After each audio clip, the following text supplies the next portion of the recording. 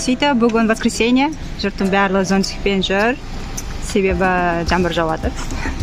Тек қана мен оқалайды, зонтик жоқ. Погода дейтін осындай, бір сағаттан кейін бірақ ашылады деген сөз бар. Сөйтіп, қайдадан? Төбеге қарай.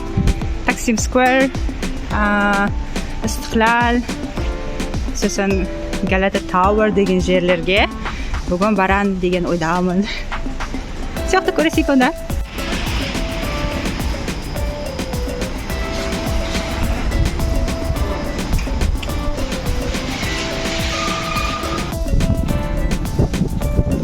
И прямо өзімнің троллейбусный остановкама жеттім. Чемберли тас деген жерге отырып. Стамбулдан практически барлық жеріне, возможно, с пересадкой жетіп алуға болар екен. Бешіне өзімнің отелімға ең жағын остановка осы. Не метро остановка, не автобусная остановка, а именно осындай бір троллейбусная остановка. Әліге дейін жаңбыр жауады. Айналы сосындай.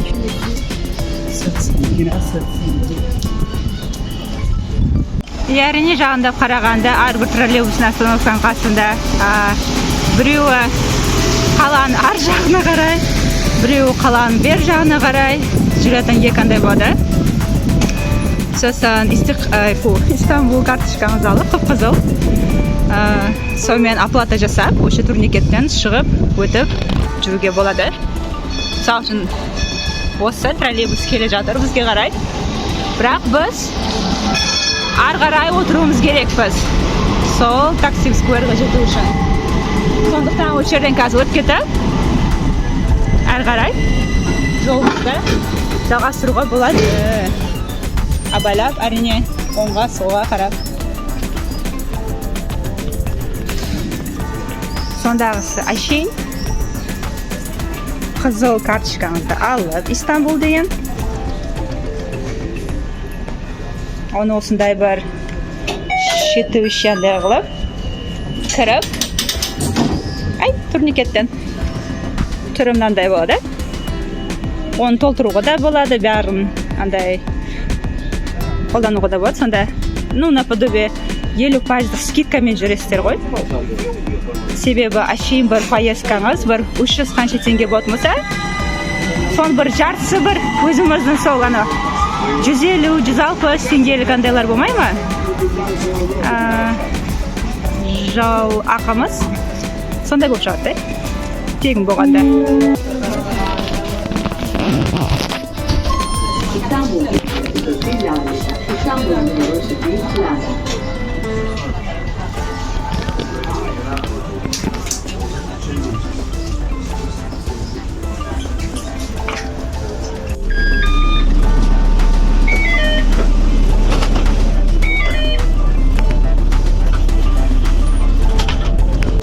Сөйтіп ана жақтан автобусный остановкадан түсіп, Таксим Скверға қарай пешкара жүрейін деп жатырмын.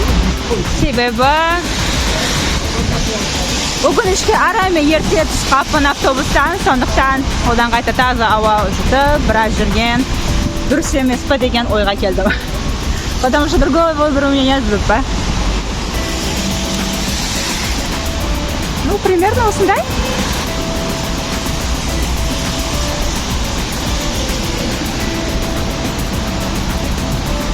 Погода әлі бұлтты. Таксимге жету үшін тура жүру керек екен. И опять же, практически барлық жердегі знаменитый төбе, паске қарай жүретін жолдар. Это прям, я не могу. Скалолаздар қаласы.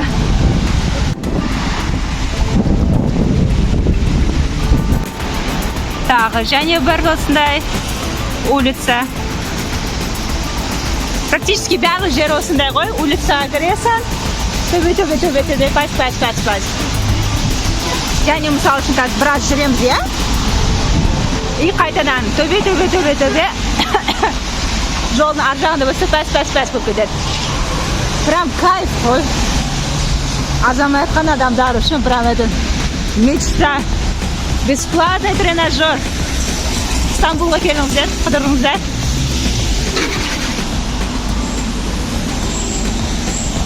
И обязательно бұрынғыдай айтқандағыдай паспорт, обратный билет, там печатімен анау-мынау барлығы сондай документтер суретке түсіріп, телефоныңызға қойып қойғаныңыз дұрыс. Себебі любой уақытта, любой бір анау паспорт тексеретін анау адамдар келіп, спокойно ағылшыншада, кейде орысшада сұрақтар қойып, біраз нервіңізді қоздыруы мүмкін. Оғанда даяр болған дұрыс.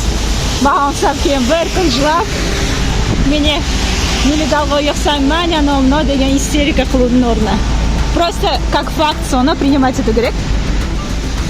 Бекерден-бекерге өзіңізді настроениені құртпай. Мінекей, жеттік.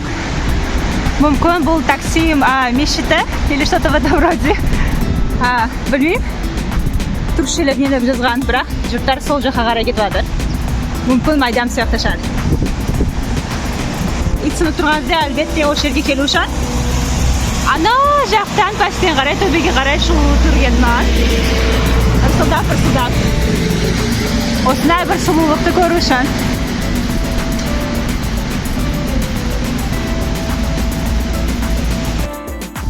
И мынау әрине бағанағы мешіт бар емес пе?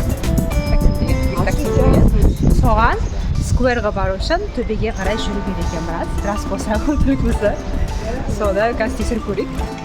Төбе жағы осылай екен. Білмеймін, төбеге қарай баратын болса қайқа барамыз, қайтып істейміз. Ну, әшейін майдан ғой. Майдан. Уже бутиктер көріп жатыр.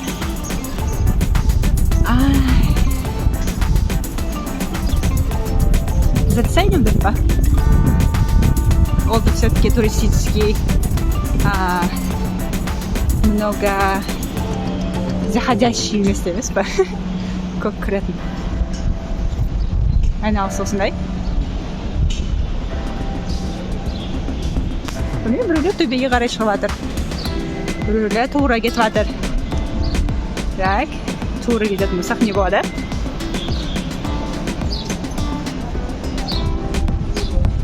Енді мен естуімше, бұл жердегі анау бутиктер бар бес, Zara, Bershka, анау-мынау барлығындайларымыз, брендтеріміз. Максимально олар осы жерде арзан бағада сатылар екен. Оны да тексеріп көрем деген ниеттемін. Но кто же его знает, па? Опа. Точно, Taksim Square. 100 жылдығына қандай исправлять етіп жатыр ма? Кім біледі?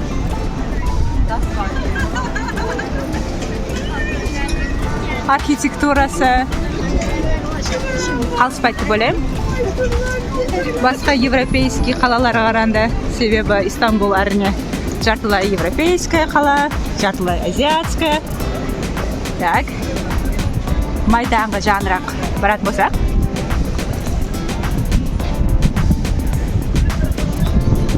Бір.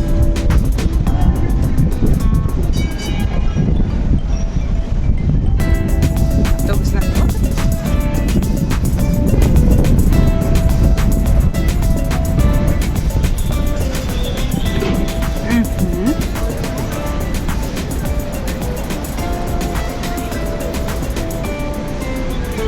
Флагтар әртүрлі турецкий.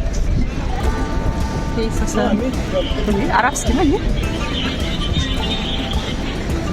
Полицейскийлер деген қырғын. Митинг болайын дедім, ма не? Үлкейтіп қарайтын болсақ, дәл осындай екен.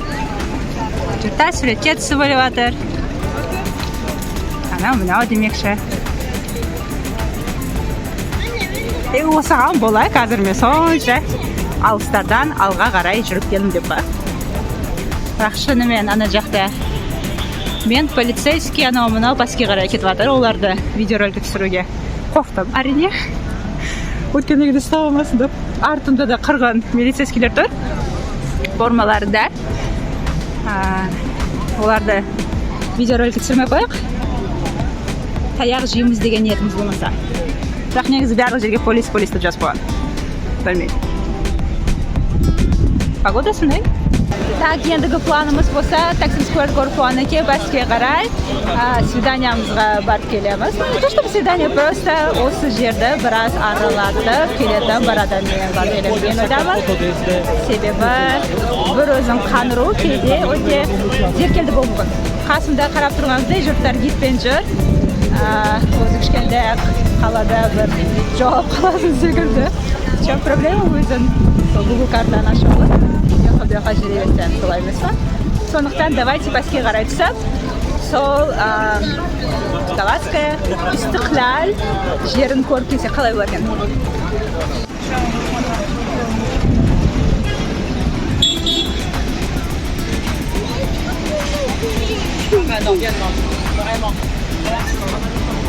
Тіпті француздар жүріп бұдып па? Французы, испанцы, русский, орыстар бұл жерде қырған. Бұл жерде даже түріктер орысша сөйлеп адамды таңғалдырады. Сондықтан әртүрлі ұлттағы адамдар көру бұл жерде неудивительный факт. Тіпті даже немцы бұл жерде. И корейцы, корейцы, китайцы. Все такие модненькие, да, па? Многомиллионник қаласында осындай вечный қырғын адамдар, қырғын машиналар.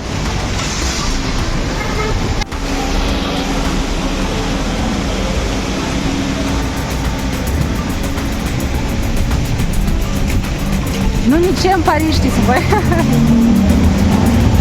Бірақ шынымен тура бір Париждің қызып тұрған жерлерінде жүріп секілді ма? Ары қарай төбеге қарай жүру керек екен.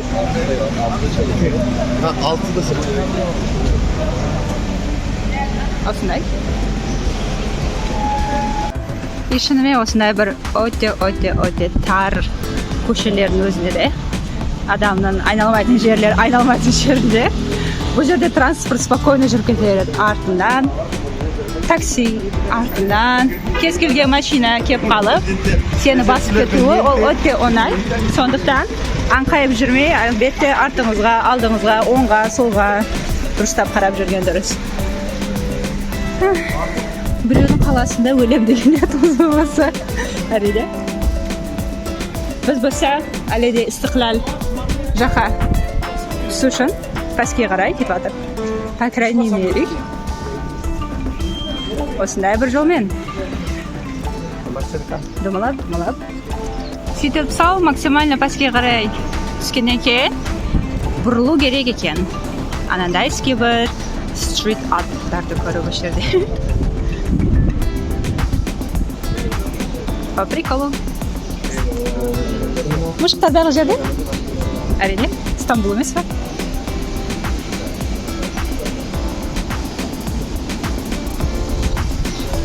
Даже пипілдемайды. Бол, тез, қымылда деп. Барлығы түсінікпен қарайтын сияқты. Без проблем.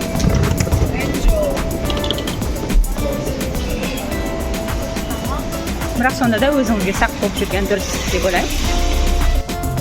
Сол әле жүрміз біріне шірдіне университеттен прямой входын таппай. Ар жақтан кіруге әрекет қылдым. Бірақ кірілетін бір андай ұқсамайды. Слишком тарды. Подозрительно емес бұл сондай жерлерде бір встреча назначать демекші. Сондықтан бір адамдар көбірек жаққа барып, дайын случай сол адам таба алмасам. Мен іздедім, бірақ мен таппадым, короче, мен кеттім сөйтіп деп айтып, құтылу оңай болады ау деген ойдамын. Сөйтіп болса, знаменитая Истиклальская улица.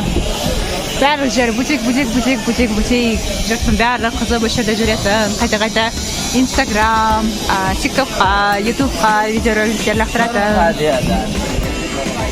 Сол? Бүгін погода пасмурная. И, в принципе, апрельдің аяғы болғаннан кейін әрине ішле ондай жұрттар көп емес бұл жерде. Ал мен өзімнің бүгінгі кеш жүретін адамды әлі де болса таппадым. Мүмкін ол әлі келмеген шығар. Мүмкін мен ерте кетіп қалған шығармын. Потому что мен, по идее, всегда немецкой пунктуальностьпен ерте келетін адаммын. Типичный казашка емеспін. Бәрі жерге кешігіп жүретін. Сондықтан ол келгенге дейін бастап әдемі зданияларды қарау. Ойын өзіме алдым. Почему бы нет?